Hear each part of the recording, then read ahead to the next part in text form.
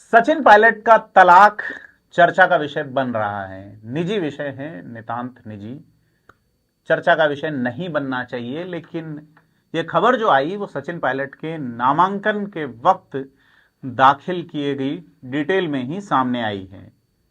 यह उसी तरह शॉकिंग है जब 2014 का जो चुनाव था उसमें काशी यानी कि वाराणसी से फार्म दाखिल करते वक्त प्रधानमंत्री नरेंद्र मोदी ने उल्लेख किया था कि उनका विवाह जसोदाबेन से हुआ था। उसी तरह भारतीय मीडिया यह अंदाजा लगाना पाने में नाकाम रही कि सचिन पायलट और सारा अलग हो चुके हैं। एक ऐसी खूबसूरत जोड़ी जिन्होंने 19 साल पहले एक दूसरे का हाथ थामा और आज अलगाव में हैं। दो बेटे हैं दोनों के और एक साथ हैं। बात करेंगे बीते 5 साल में सारा पायलट सचिन पायलट के साथ रही। जबकि वो उप मुख्यमंत्री की शपथ लेते हैं, वो दोनों बेटों के साथ साथ में नजर आती है उस कार्यक्रम में। और उसके बाद धीरे धीरे ऐसा क्या हुआ, क्यों हुआ, इसकी तह में नहीं जाएंगे। लेकिन यह जरूर चर्चा करेंगे कि सचिन पायलट ने एक डूबी हुई पार्टी जिसकी प्रतिपक्ष नेता तक बनाए रखने की जो स्थिति नहीं बची थी एक बार, लेकिन 21 सीटों पर सिमटने वाली कांग्रेस पार्टी को सचिन पायलट ने किस तरह से खड़ा किया और वो जूझ के पार्टी को सत्ता में लेके आए और उन्हें पद दिया गया उप मुख्यमंत्री का। जी हां, एक वीडियो उस वक्त भी सामने आया जब मुख्यमंत्री कौन होगा यह जद्दोजहद चली थी करीब 7 दिन तक दिल्ली में। बड़े निराश से, बड़े अनमने से सचिन पायलट एआईसीसी से निकलते हैं। उनके समर्थकों में निराशा होती है, जो जोश था निराशा में बदल जाता है। और उसके बाद से शुरू होता है सचिन पायलट और अशोक गहलोत के बीच की अदावत का सामने आने का दौर।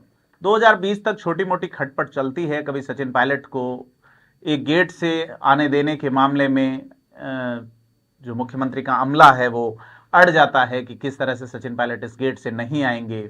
उसके अलावा कभी उनकी गाड़ी को रोक के जांच या उनके आगे जो एस्कॉर्ट चलता है उसका इशू, कभी बंगले का इशू, कभी तमाम चीजें जो है वो लगातार सामने आती गई सचिन पायलट से जुड़ी हुई। सचिन पायलट बगावत की राह पे चलते हैं।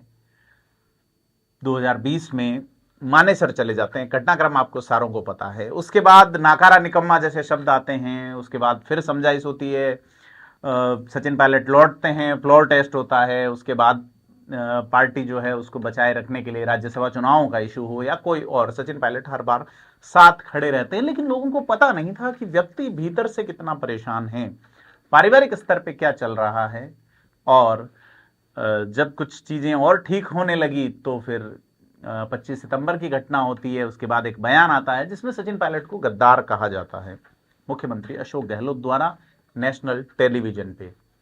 एक व्यक्ति जो इस तरह से जूझ रहा है उसकी मानसिक स्थिति क्या रही होगी। सचिन पायलट ने आज भी यह कहा कि मुझे यह कहा गया है कि भूलो और माफ करो, आगे बढ़ो।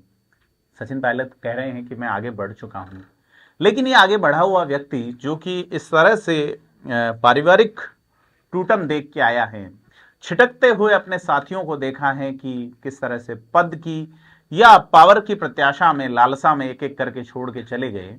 उन लोगों के बीच खड़ा ये 45-46 साल का युवक जो भारतीय राजनीति में एक भविष्य की उम्मीद के रूप में नजर आता है।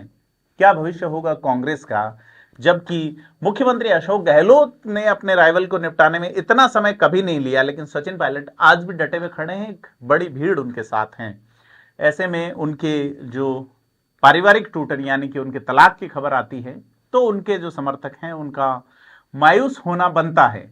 लेकिन लगता नहीं कि सचिन पायलट जो कि हाल ही में सेना में जिस टेरिटोरियल आर्मी में वो जिस पद पे है उससे प्रमोशन की ओर है, और उनका जो जज्बा है या जिस तरह से उनके स्पीचेस हैं उनको अगर देखें तो लगता है कि वो अभी भी उसी जज्बे से भरे हुए हैं। लेकिन क्या उस जज्बे से भरे होने के साथ साथ चौथी बार अशोक गहलोत सरकार का नारा वो बुलंद करवाएंगे? क्योंकि आज टोंक विधानसभा जहां से उन्होंने नामांकन भरा है, इसके अलावा भी बहुत सी सीटों का दायित्व उन पे है। तो एक व्यक्ति जो मानसिक विचलन से गुजरे, निश्चित तौर पे दो साथियों का, जीवन साथियों का बिछड़ना अनायास नहीं होता। दो लोग जिन्होंने जीवन भर साथ चलने की कसम खाई, ऐसे दौर में जबकि परिवार खिलाफ था एक परिवार, उस समय अखबारों की सुर्खियां थी कि सचिन और सारा की शादी में कोई अब्दुल्ला नहीं, इस तरह की सुर्खियां थी। इसके बावजूद विदेश की एक यूनिवर्सिटी में प्रेम परवान चढ़ता है, विवाह होता है और उसके बाद एक जोड़ा करीब 18 से 19 साल तक साथ रहता है, 2 प्यारे बच्चे हैं। अगर अलग हो रहे हैं तो निश्चित तौर पे दिल में क्या चल रहा है, हालात राजनीतिक, तो सचिन पायलट मुझे लगता है कि अब तक कर और निखर कर और सामने आएंगे। लेकिन क्या निखर कर सामने आने के बाद उन्हें एक स्कोप मिलेगा कांग्रेस में, बड़ा सवाल है। क्योंकि अभी तक सचिन पायलट एडजस्ट किए गए हैं, स्थापित नहीं किए गए हैं कांग्रेस में निश्चित तौर पे।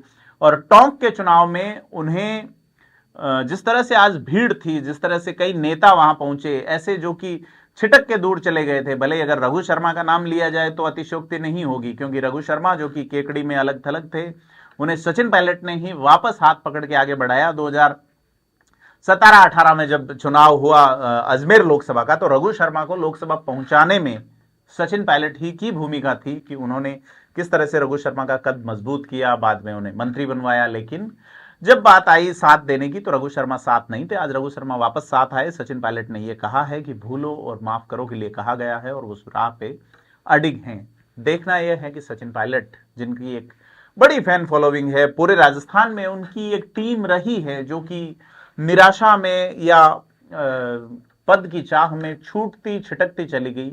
लेकिन बहुत से लोग ऐसे भी हैं जो कि सचिन पायलट की राह देखते हैं एक कुशल नेतृत्व के तौर पे। तो क्या अगर कांग्रेस सत्ता में आती है तो सचिन पायलट को एक बड़ा चेहरा यानी कि प्रदेश के मुख्यमंत्री के रूप में प्रोजेक्ट करेगी?